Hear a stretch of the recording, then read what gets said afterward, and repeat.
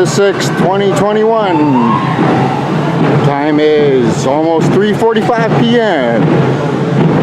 Planet Keeper Media here at Yonge and Dundas.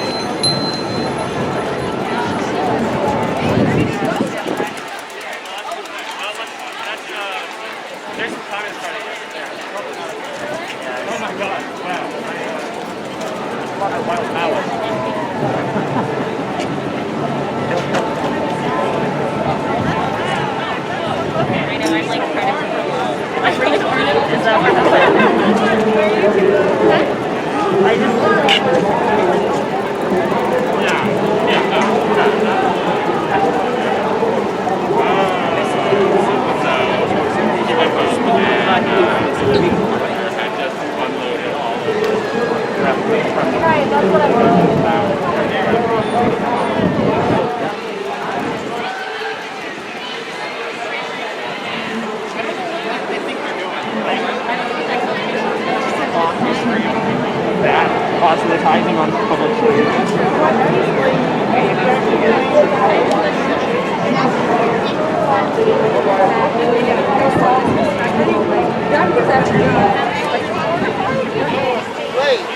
Departing northbound on Yonge Street from Yonge and Dundas Square, Planet Keeper Media bringing you Every Child Matters protest here in Toronto this Sunday afternoon, June the 6th, 2021. These issues touch me personally as my mother is a survivor of the residential school systems. Thank you, great people of Toronto, for standing up for these issues. As always, the people of Toronto standing up for justice.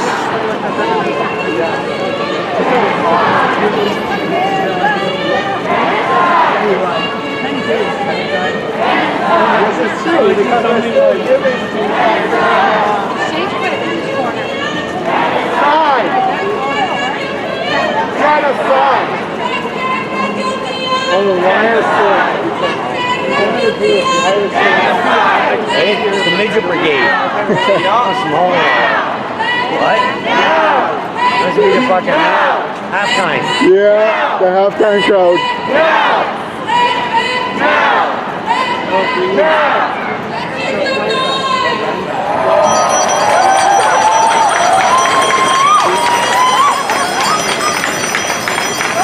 Anyone who knows who Ryerson was the architect of the residential school system, which my mother was a survivor of.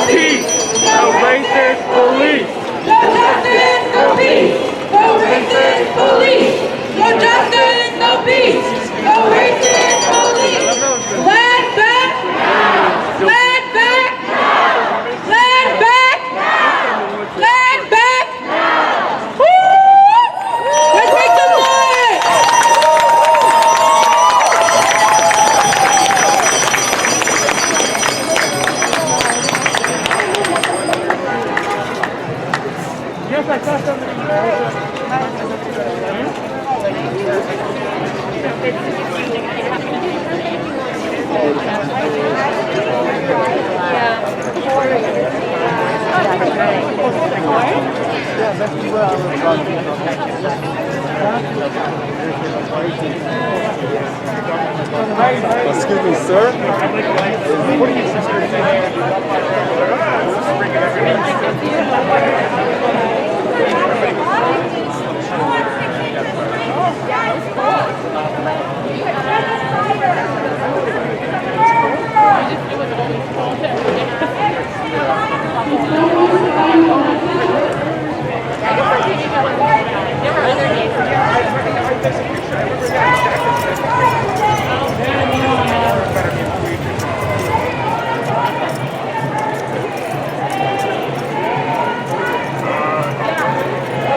Protest entering Ryerson University property at this time.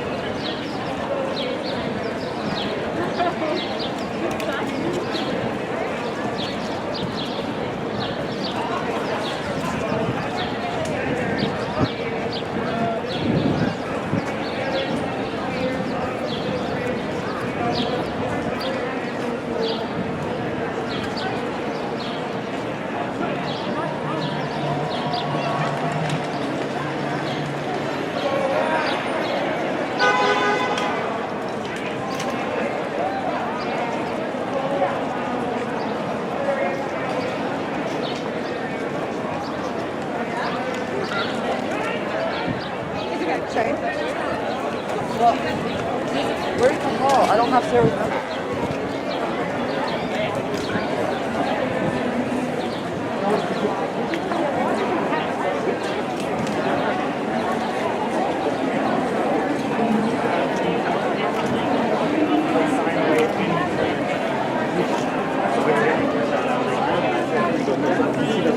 Can I help you with some juice? Yeah, take that.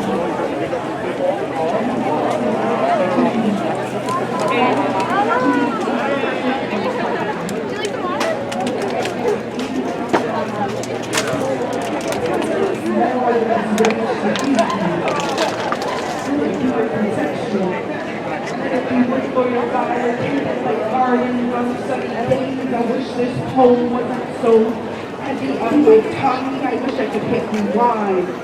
Go back down to that house on the river and place your grandmother back into her mother's arms. I wish I knew stillness instead of chaos, dizziness.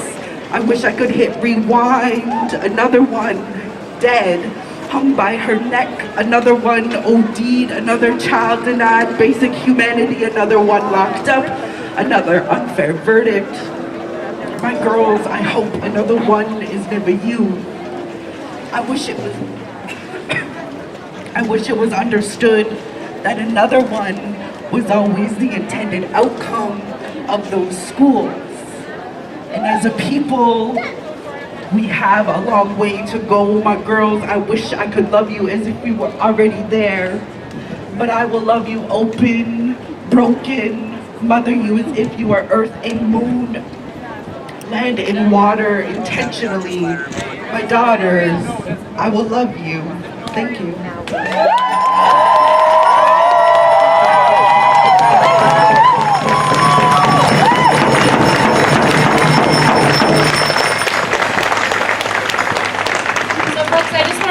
We have a lot of people still on Yonge Street, so let's shuffle over. Let's still make some space, but we're pushing it towards this street over here, going towards east on Gould, and then we're going to also take up space down there if we need. So just be respectful and keep moving. Also, to maintain COVID protocols, just space out a bit, use your mask, and there is water. Maybe in a bed. Okay. Around here. Thanks. Here right next to the speaking area, and there's also food and water over at the tents and a refilling water bottle station over there. Thank you.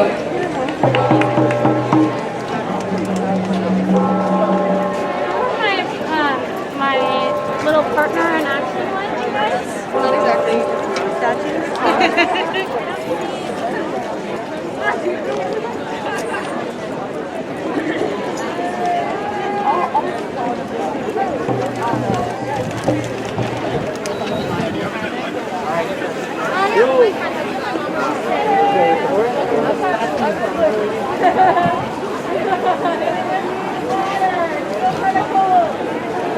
Time is 4:00 p.m. Sunday, June the 6th, 2021. Occupying Ryerson University at this time.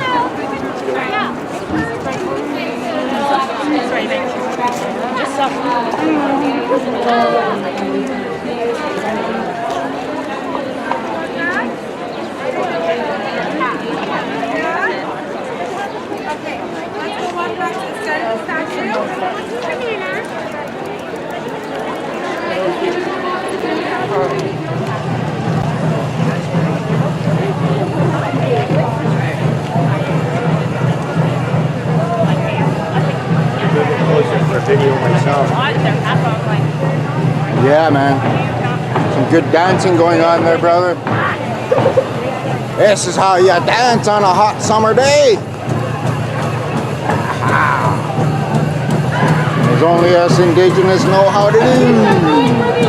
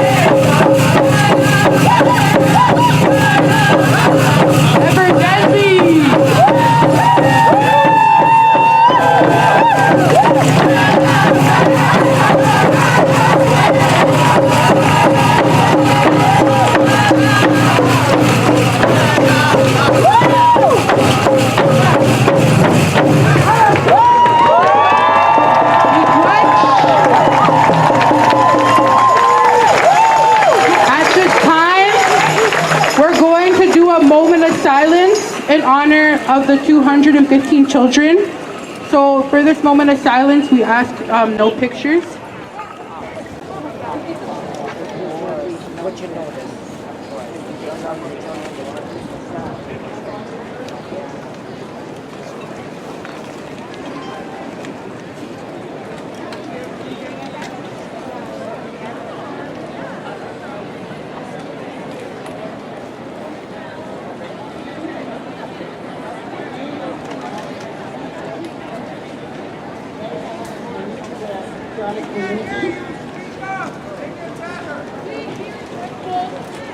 And I am originally from Cape Cod.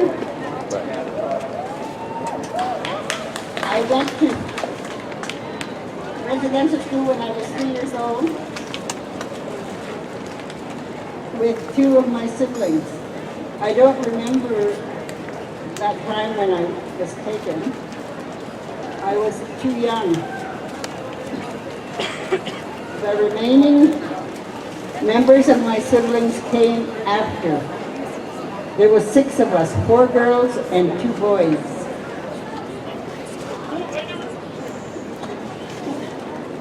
And I remember my friend Marjorie. We spent our summers together at the school. We didn't go home like most of the other kids. I remember her making me a toy out of willow. It was a hoop toy. We spent a lot of time playing outside that summer. And I remember that she told me she would get her mother to come and get me, and I could be her little sister.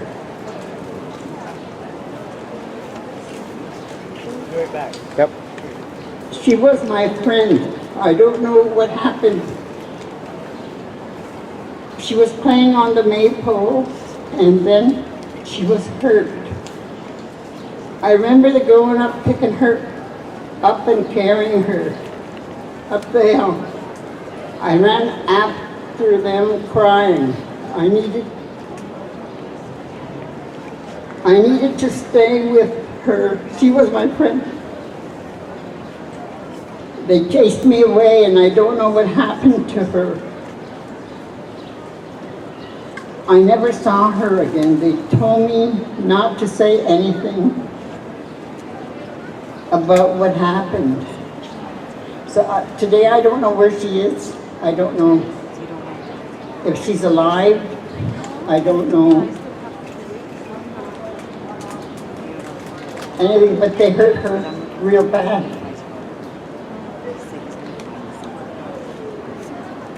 That's what I remember a lot, but I kept it to myself because they told me if I told anyone, they would kill me. So I never told anyone.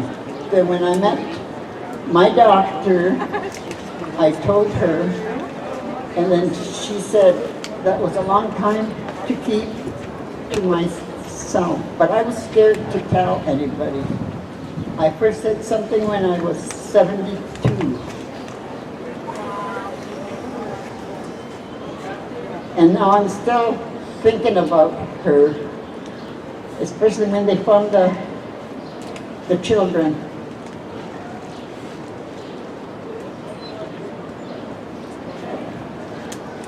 I hope,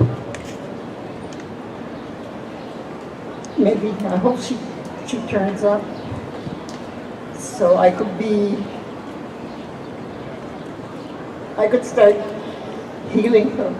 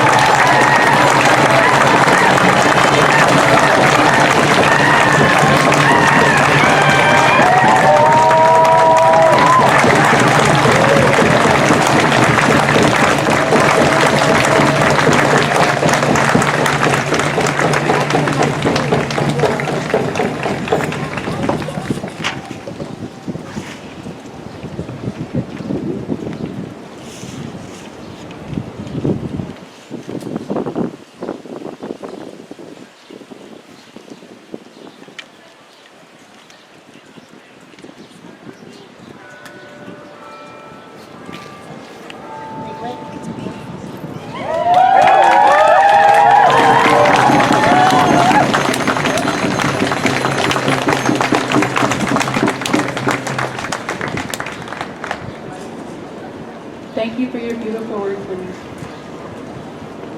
The next speaker we're going to have is Clara Carroll.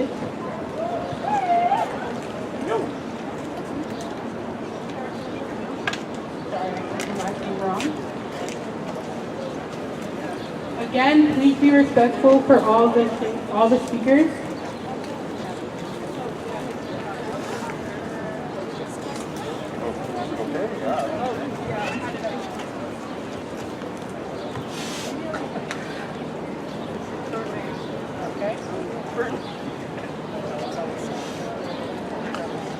Hi everyone.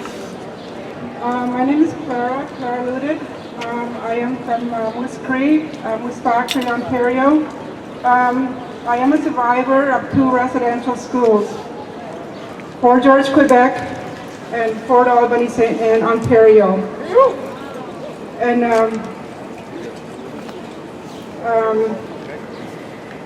I'm so grateful to be here. Like one of us survivors that was abused.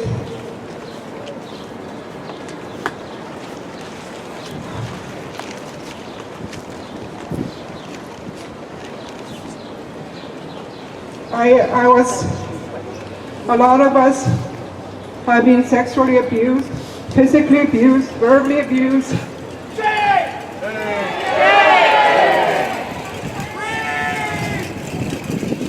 That was one of them. I was sexually abused by a priest.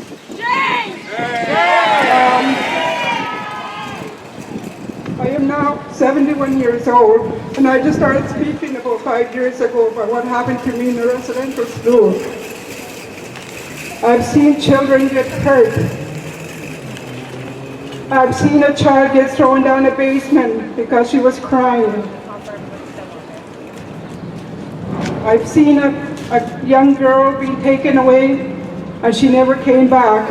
To this day, I don't know what happened to her. And then there was one girl that was pregnant. She was taken away and I never seen her. I don't know what happened to her also.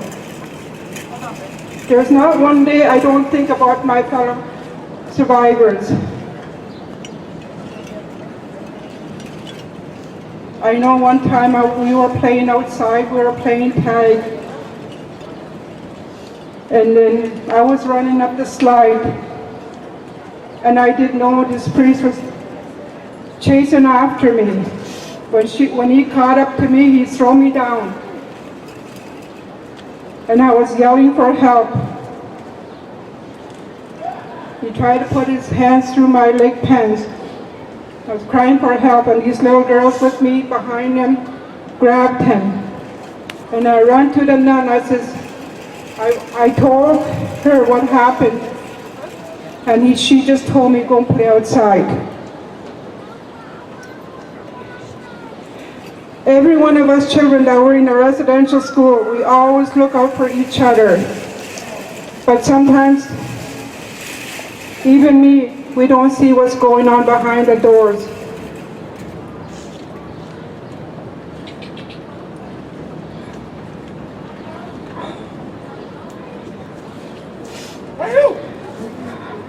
This is very hard, and it's very sad too, because it was 215 babies that were buried.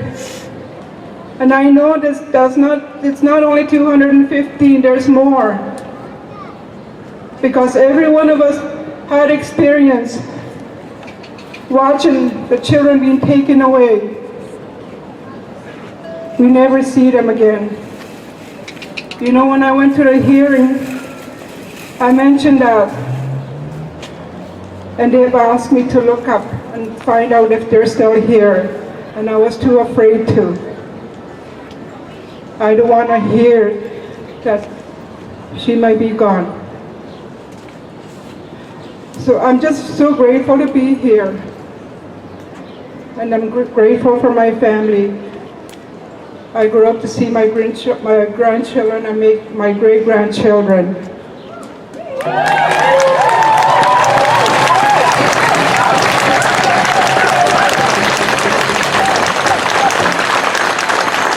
And I hope every one of you get educated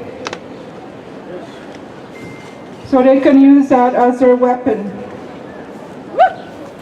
to fight for our rights.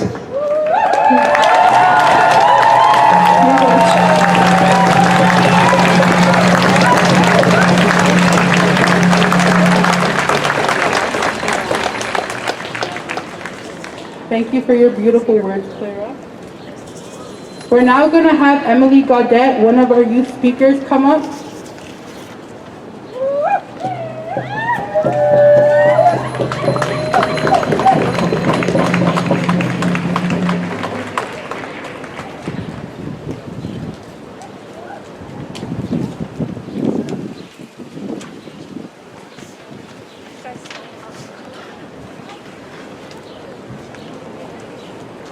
Watch everybody.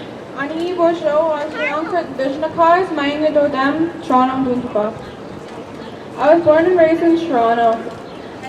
My mother is a registered band member of the Swamakwang and Seas Reserve, and my father is Mashkego at Cree from Moose Factory, Ontario. I identify myself as Vishnabek Kwe and Mashkego at Cree Ishwa. I was offered Sama to share my thoughts on the recent findings of the mass grave. I'm the seventh born to my parents, Marie Gaudette and Jimmy Dick. My mother did not attend residential school, however my father did. Although my mother did not attend, my late grandmother, Rose Logan Bob, did. So I have experience with intergenerational traumas to my family. I've witnessed mental health addictions, alcoholism, homelessness through my immediate and extended family members. I was born at a time when my parents were well into their healing journey, and I grew up attending ceremonies such as Sundance, Sweat Lodge, Pipe, fasting, powwows, and round dances. The impact of the opportunities that my parents provided for me has enabled me to understand the powers of our ways. I'm growing up with the understanding that we as Indigenous people are interconnected with ancestral knowledge. This knowledge fulfills balance within the four aspects of ourselves, with the spiritual, mental, physical, and emotional. Upon hearing news of the children found in Kamloops, I was like saddened, angered, but of all those emotions, there was no shock, no surprise. We've learned these experiences through our elders, like our whole lives. This is a sad time, and as young Nishnabek, we need to step forth and not be afraid to reclaim our cultures and languages, to honor the lives of the 215 children found and possibility of other mass graves.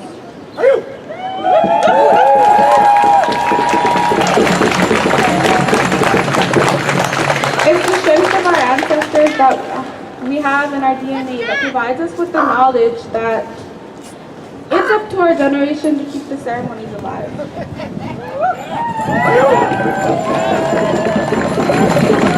I recently fasted in a ceremony where I experienced uninterrupted time upon our Mother Earth, and it helped me realize how much one can receive through our ways, how much strength and perseverance, and it's truly beautiful.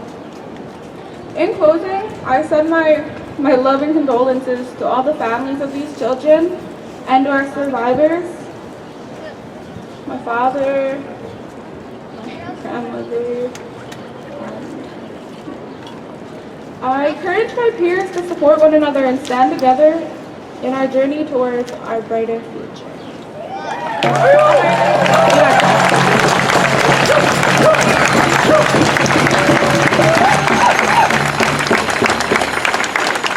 Thank you for your beautiful words, Emily. We were asked if people can stop throwing their cigarette butts in the garbage. Thank you. Our next speaker is going to be Crystal Sinclair.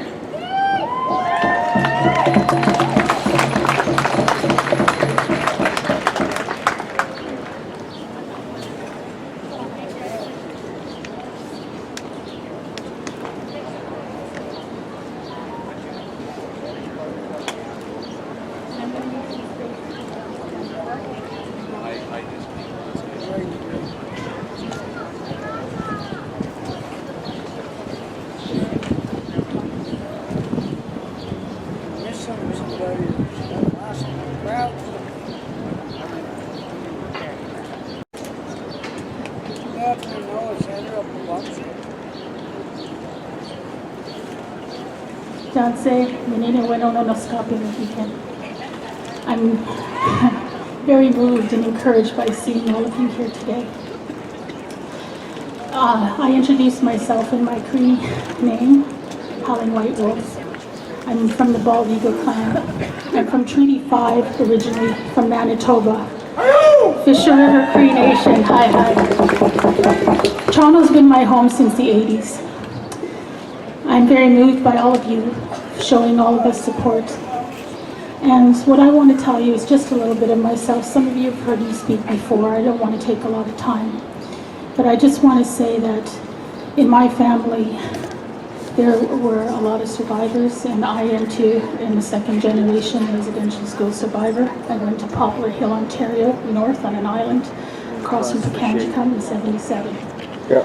I was taken from my family. My grandparents raised me, and I was taken at the age of 6 to live in a foster home where I worked on a farm and I had to earn my keep as a young child. I didn't really understand what was going on. I just knew I was displaced and what I had to face later on in life. And I didn't understand why my mother wasn't around. It wasn't until later in years that I grew to understand the stories and be reunited with my grandparents. Well, my grandmother and my grandfather had died when I was away. My mother had gone to a residential school. My grandparents had 13 children, and they lived out in our community at the time. We were originally from Norway House, and in the 1800s they had split up the community, and we were part of the community that was moved out by Methodist missionaries in the 1800s, and it was in the winter time. And my grandmother told me the story of the Yorker boats that they had to get through, and they had to make camp in the winter because it was so cold, and breaking through the ice in the Yorker boat was really something. My grandmother had the 13 children, and one of them had passed away when she was a little girl of TB. And 10 of my aunts and uncles were all taken to residential school. So you can imagine the intergenerational trauma and the separation. I had other cousins that went to residential school, to Brandon, to Portage, to Birtle, all across this country. And I was the last one, so, as we know, the stories from, I believe, 1876 to 1996 was when the last residential school closed. And I just want to say that my grandmother gave me the strength, her love and her wisdom and patience helped me to heal and to go on. My mother and I have a different relationship today. She can now start to talk about what happened to our residential schools. And a lot of my relatives have passed on. My cousins, are still making their way through the trauma, and my relatives, and we have a different generation of people now who are moving forward, and the youth that know our stories. I want to thank you for your love and patience with all of us. I want to say that my ancestors, I can feel them, and I know that they're here with us. And those 215 children, we give you our love, and we know that you made a sacrifice, and there's so many graves that need to be uncovered. Pressure your government and tell them that this is not acceptable, that this has to come out. We have to implement the 94 Truth and Reconciliation Commission's recommendations. And those other graves need to be uncovered, and those families need to have that opportunity to heal and move on. It's no more acceptable for this government to turn a blind eye or give us lip service. We will not accept it anymore, because now we rise.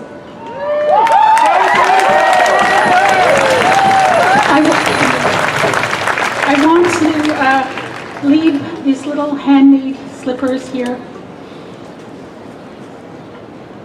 My grandmother used to make handmade slippers and blankets to everyone in our family, and so this is what I want to leave here, the little purple and white slippers, because she helped clothe a lot of people in times of need, and she was in Winnipeg, one of our pillars in the community where people would come and she'd sit and always have tea and bannock and listen to stories and talk, and she'd make her slippers and give them to us kids and moccasins. So it's with a fond memory of mine that I want to leave these here for the children, in memory of the children, and the memory of my aunts and uncles and cousins who went to residential school.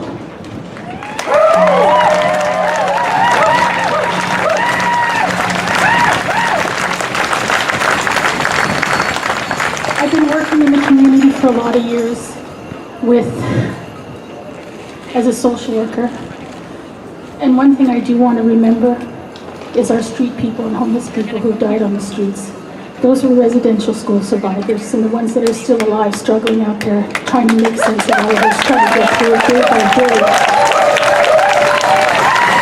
I continually wish you the healing and the courage and the prayers and the love to go on, because it's a tough system and it's hard and it's sometimes merciless.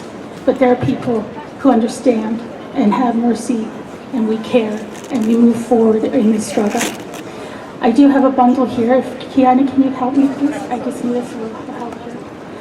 This is a bundle for Elder Pauline. Many of you know her, our knowledge keeper. She sends her love. She couldn't be here today. She asked that this bundle be laid down. She is giving it from her family to the Toronto family.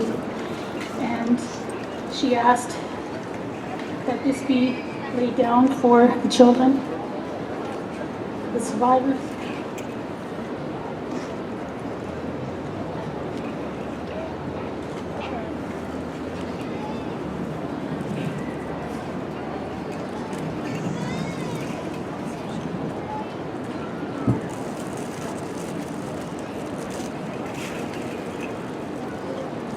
I'm going to lay this down. I'm just going to explain.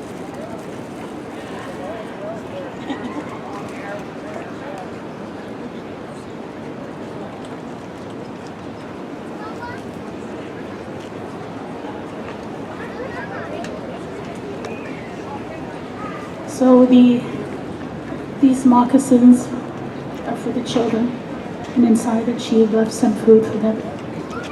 And we have medicines, and she left a bag and some corn. She asked me to remember the 4 directions with this child rattle. Then we have the kokum scarf here. So this is to remember all the survivors and the 215 children and so many more that are uncovered at this time.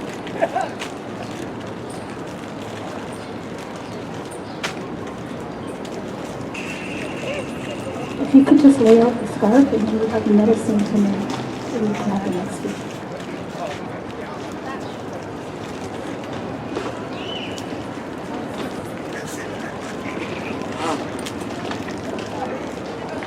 We also have this little handmade rose that is a part of the bundle. Thank you so much. Keep going. Rejoice for your beautiful work, Crystal. So we are about to close with the closing ceremony. However, we are going to call on the girl hand drummers to sing a song before we can close.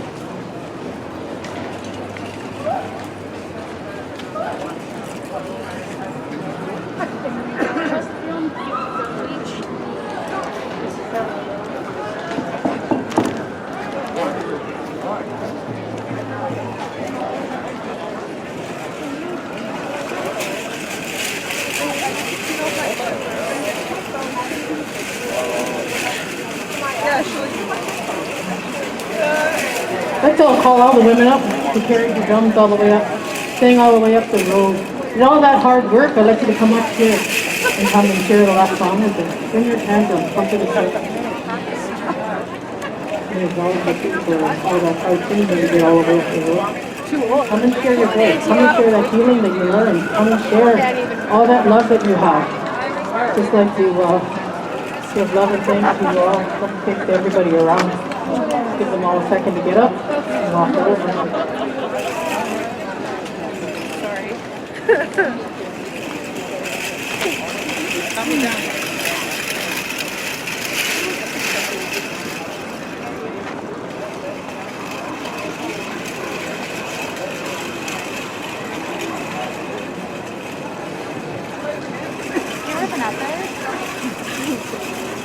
Watch our tips though. He's not drunk. Feathers, but you gotta watch the tips. What tips? Feather tips. You can tell her that there's like fires in the building.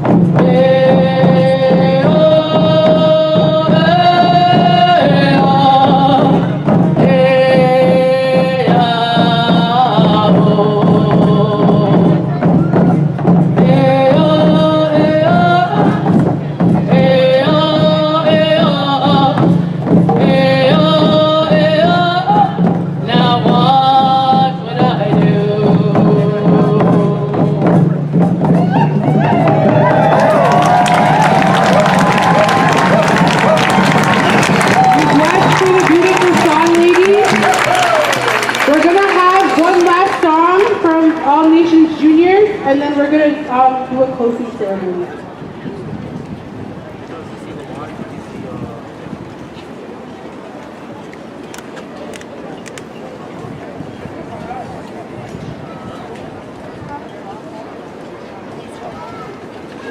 Whenever you boys are ready.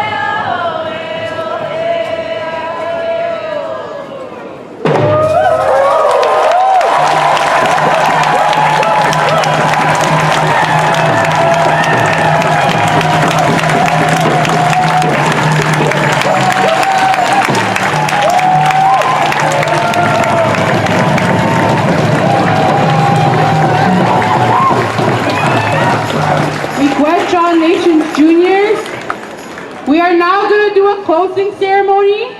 At this time, I ask again, you do not take pictures or videos. Prefer cat dogs. 4:50 p.m. from Ryerson University. Planet Keeper Media here because you can't be. We just finished the closing ceremonies for this Every Child Matters protest in support of the bodies that were found in British Columbia. This goes right across the board. My mother is a survivor of residential schools, so yeah, this hits home a bit. So anyways, thank you all for viewing the video. Please like, share, subscribe, and peace and love, Canada.